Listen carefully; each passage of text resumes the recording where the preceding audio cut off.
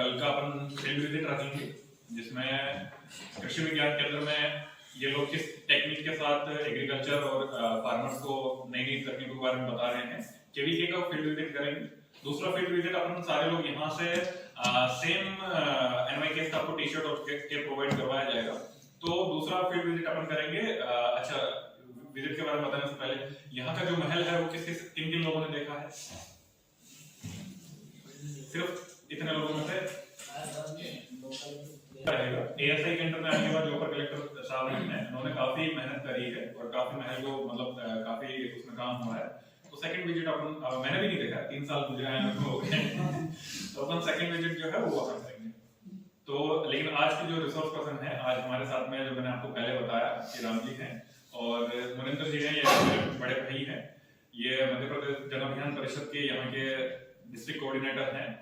मेरा जहां तक ये पर्सनल मानना है कि जन अभियान परिषद इनके आने से पहले कहीं ना कहीं दतिया में थोड़ा सा लो था, लेकिन इनके आने के बाद में जन अभियान परिषद पूरे दतिया जिले में, आप किसी से भी जन अभियान परिषद के बारे में पूछ सकते हैं, हर एक व्यक्ति जन अभियान परिषद, इन्होंने हर एक व्यक्ति को जो कम्युनिटी है उनको जन अभियान परिषद के साथ जोड़ा। तो ये आज हमारे एज ए रिसोर्स पर्सन आपके गाइड और मेंटर हमारे साथ में है। एक बार सर के लिए बहुत बहुत जोरदार बहुत हार्दिक स्वागत करता हूँ। माला वगैरह को कहाँ है? आएगा एक तो इनके माध्यम से अपन देख रहे हैं कहीं ना कहीं सेना उनके साहस और शौर्य के माध्यम से आज की सेना 2022 में देशीय क्षेत्रों में जो देश को संरक्षित करने के लिए, यानी जो भी भारी ताकतें उससे देश को बचाने के लिए, आम नागरिक को सुरक्षित रखने के लिए जो रात दिन मेहनत कर रही है वो पराक्रम है। और उन सब पराक्रम वासियों के लिए ये पराक्रम दिवस एक नया आदरणीय मोदी जी के माध्यम से ये दिवस घोषणा हुई है। और पिछले वर्ष से राष्ट्र ध्वज जी का जो स्टेचू लगी थी पहले कांग्रेस शासन लगी थी, और आज उनकी स्टेचू हट गया। सुभाष चंद्र बोस जी की प्रतिमा अनावरण हो चुकी है पिछले साल, और उन्हीं की स्मृति को रखने के लिए ये पराक्रम दिवस पूरे भारत देश में आज के दिन मनाया जा रहा है। जगह लोग ये कार्यक्रम आज देश के लिए कर रहे हैं।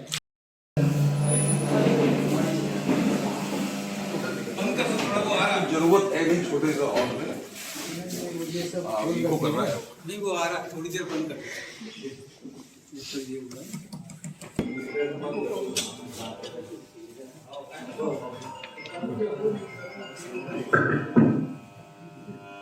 हेलो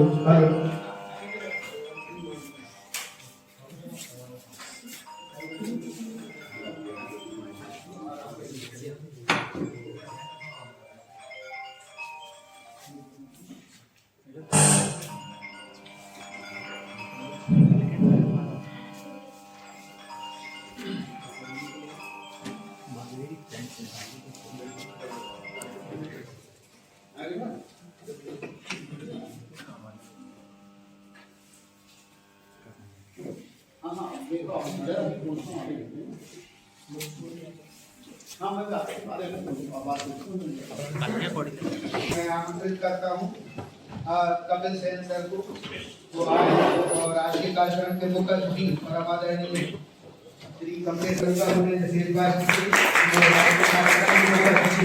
परम आदरणीय कमलेश भार्गव का माल्यार्पण का स्वागत करें। मुनेन्द्र जी का स्वागत करने के लिए मैं निवेदन करूंगा। ब्रजेश से स्वामी जी का स्वागत करने के लिए मैं सत्येंद्र जी से निवेदन करूंगा कि वो माल्यार्पण का स्वागत करें।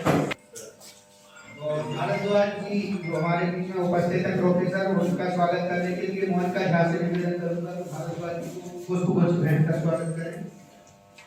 सुनील जी का स्वागत करने के लिए मैं निवेदन करूंगा अतुल गौतम जी से, वो सुनील कुशवाहा जी का स्वागत करें।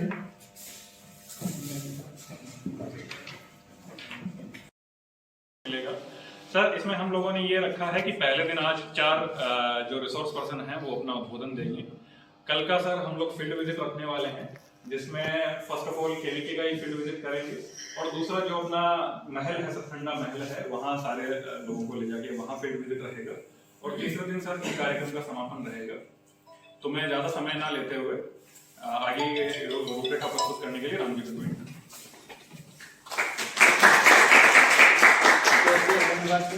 और इनके बाद मैं आमंत्रित करता हूँ आदरणीय निलय सर को, वो आए और अपना प्रेरणादायी उद्बोधन और साथ ही मार्गदर्शन देने का कष्ट हमारे प्रतिभागियों को करेंगे।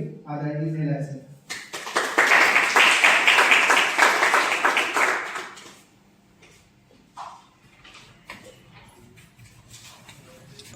में आयोजित सामुदायिक विकास प्रशिक्षण का 3 दिवसीय बड़ा सफल आयोजन, इसका शुभारंभ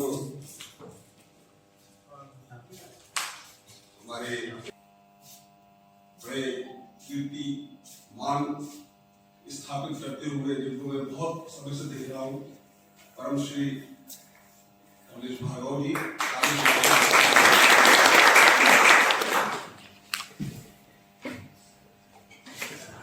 कृषि विज्ञान केंद्र के डायरेक्टर श्री चौहान साहब,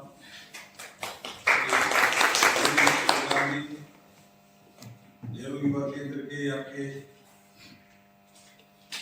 कोऑर्डिनेटर निदेशक युवा, बिल्कुल बहुत सुदर्शन है व्यक्तित्व उनका, कपिल जी,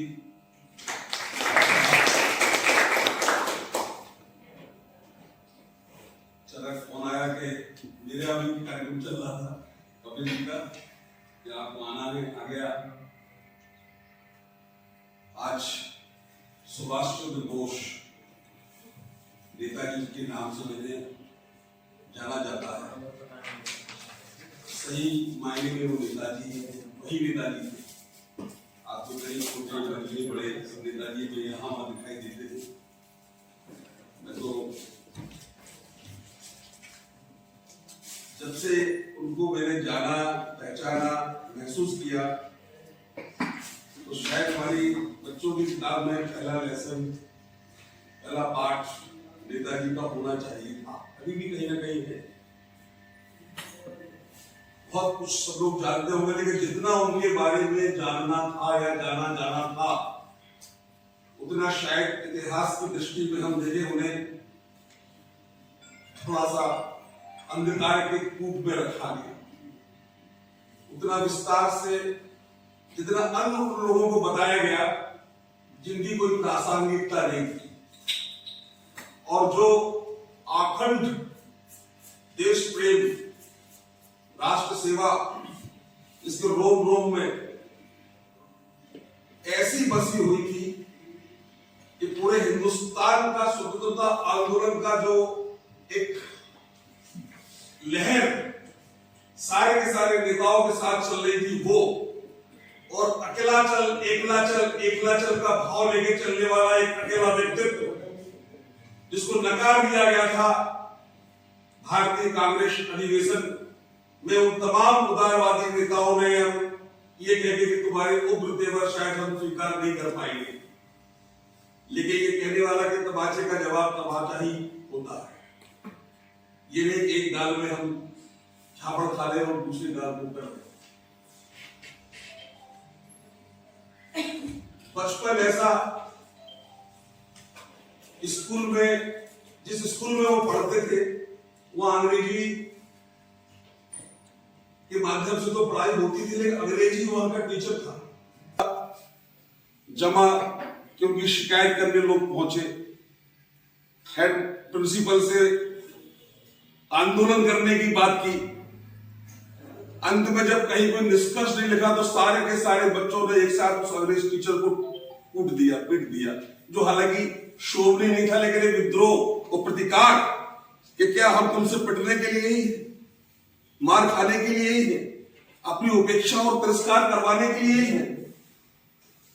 जब उनसे पूछा उनके प्रिंसिपल ने कि तुमने पीठ पीछे वार किया, तो सुभाष जी का कहना था नहीं सर, मैंने सामने मारा है, आगे से मारा है, पीठ पीछे से नहीं मारा। ये विद्रोह की प्रवृत्ति जब मन में जन्म लेती जब आगे बढ़ती है और उनके बुद्धि ज्ञान कौशल का जब आंकलन करके उनको लंदन में भेजा जाता है पढ़ाई के लिए, तो हिंदुस्तान का पहला विद्यार्थी आईसीएस की परीक्षा पास करता है, जिनको आज आईएएस कहते हैं, कलेक्टर। जैसा कि मैंने पढ़ा, जाना और सुना उनके बारे में कि 4 वर्ष लगातार जिस कोर्स को करने में लगते हैं, पढ़ाई करने में लगते हैं, आप जैसे बच्चे चले जाते हैं। आईएएस साइना जी आइए, का स्वागत करें। ये राष्ट्रीय युवा पुरस्कार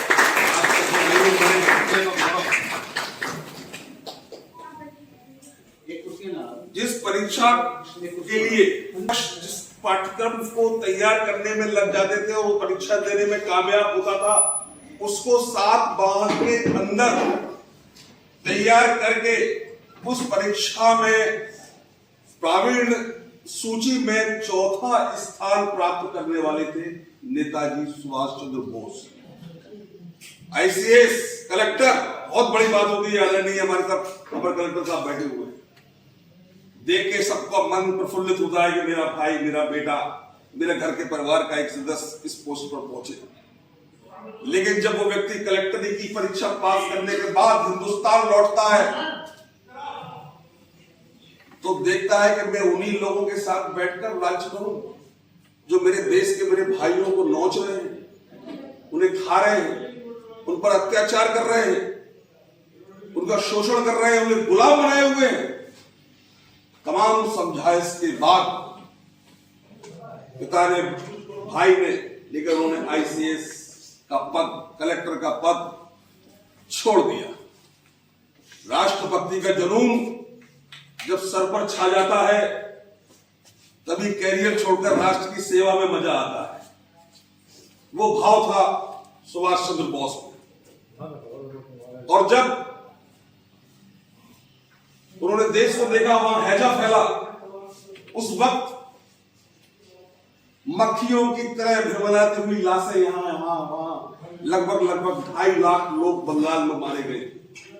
कोई बेटा पिता की लाश पर बैठा, कोई मां अपने आंचल में बच्चे को लिए। तब उन्हें लगा कि नहीं, अब मुझे देश की सेवा में समर्पित हो जाना चाहिए। कूद गए, कांग्रेस में आ गए, अपनी बातें। एक बात मैं और बता दूं कि जब यहां कहीं थोड़ी सी भी चिंगारी उठती है, कोई भी हवा चलती है,